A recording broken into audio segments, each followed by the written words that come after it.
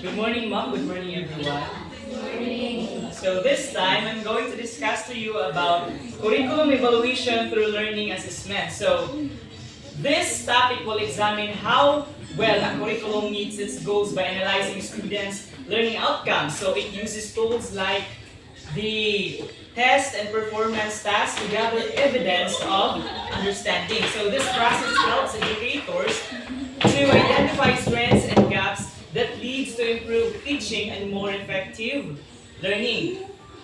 So we have here the objectives. So explain curriculum evaluation through learning assessment and describe the PQF levels and analyze and match learning outcomes with appropriate assessment tools and value the importance of fair and meaningful assessment and curriculum evaluation. So first, what is curriculum evaluation? So it is a process of determining the value or effectiveness and relevance of a curriculum. So by examining the evidence of learning, so assessment results and learning outcomes will be examined and effective. So what is learning assessment? So learning assessment is the process of measuring, collecting, and interpreting data about learners' performance and achievement to determine the extent to which learning outcomes are attained. So it answers the question, did learners achieve what the curriculum intended for them to learn?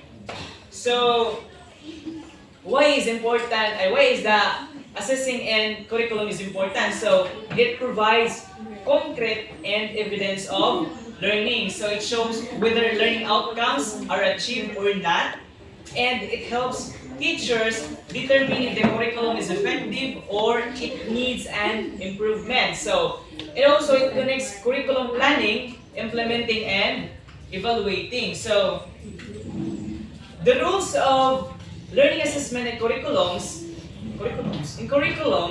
will measure the levels of learning outcomes. So it shows the extent of learner achievement and serve as an evidence for curriculum evaluations that guides for the teachers in developing or improving the curriculum.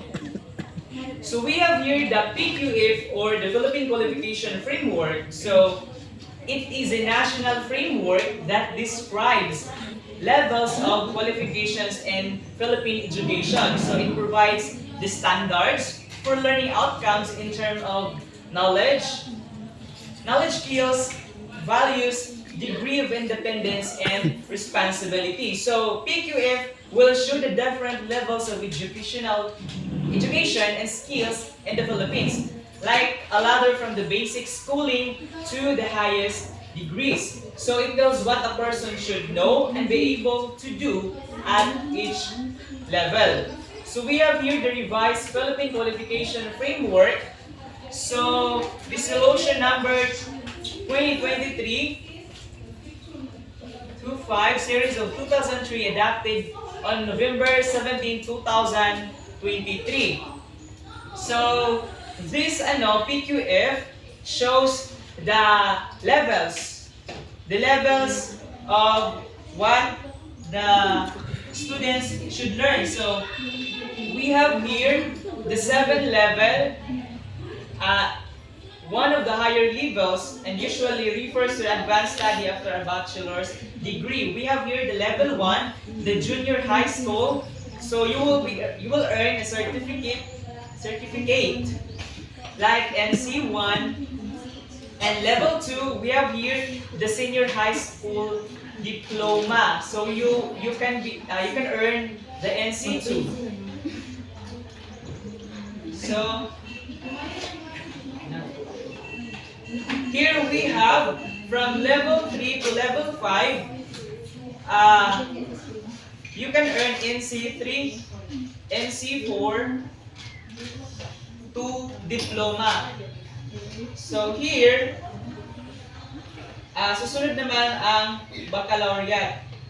So from level 5 to 6, diploma and bachelor's degree. Muna na siya during the college. And the level 7, it shows the advanced learning, typically a post-bachelor's qualification such as master's degree or equivalent or equivalent pa siya sa master's degree.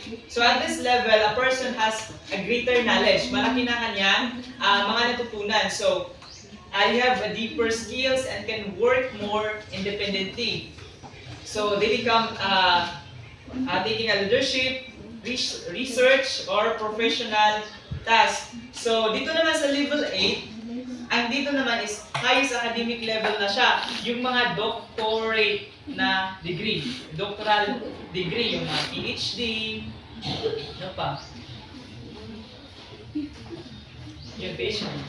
Basta yung mga ganon, mga doctors. Yes, mga doctors. Not doctors in medicine. So,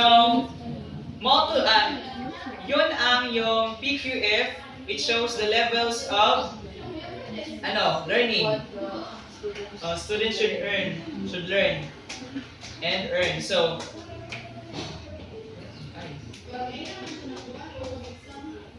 what is the importance of PQF in curriculum evaluation?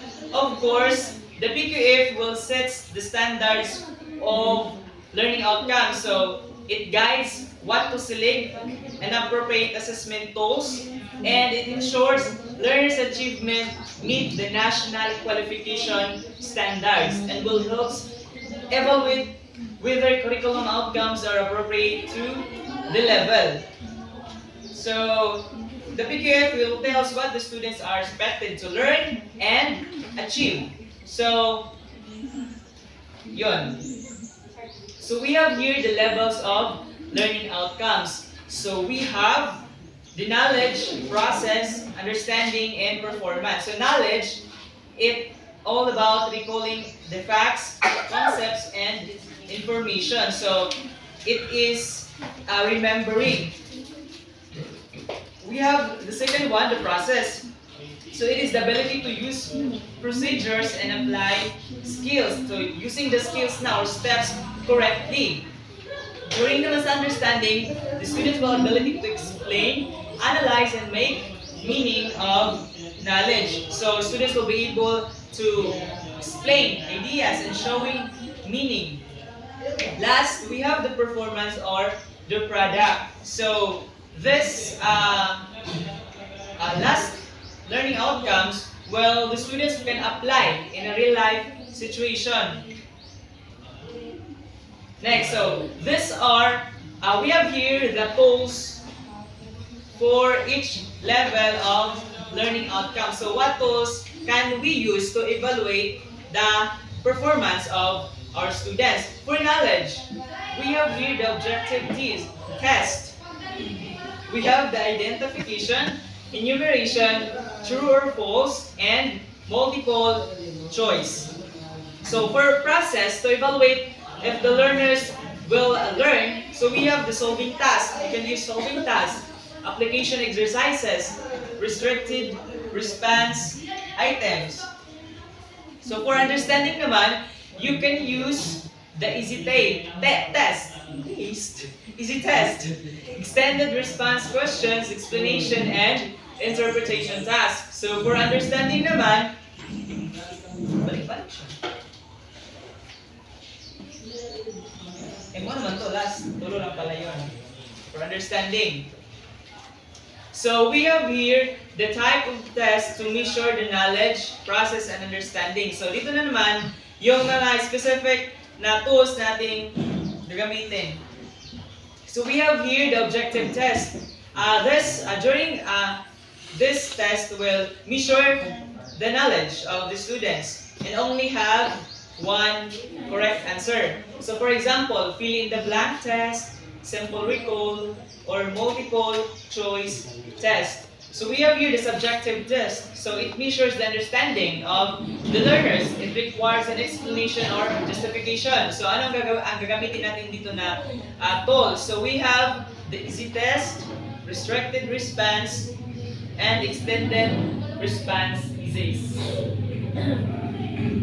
Dito naman tayo sa performance-based test. So, the performance will measure the skills and application. So, it use an authentic learning. So, example, the demonstration or projects or portfolios or presentations or performance of the students. And ang mga role-play, Okay nga na. So you can measure the learning of your students using that test.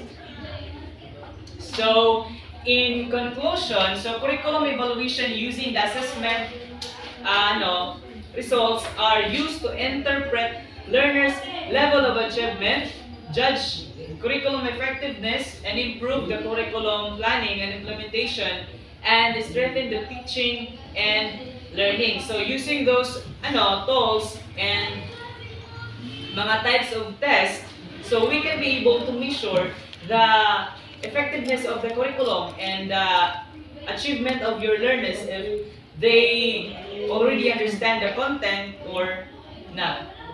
So that would be all, and thank you. No questions, clarifications. Okay, thank you.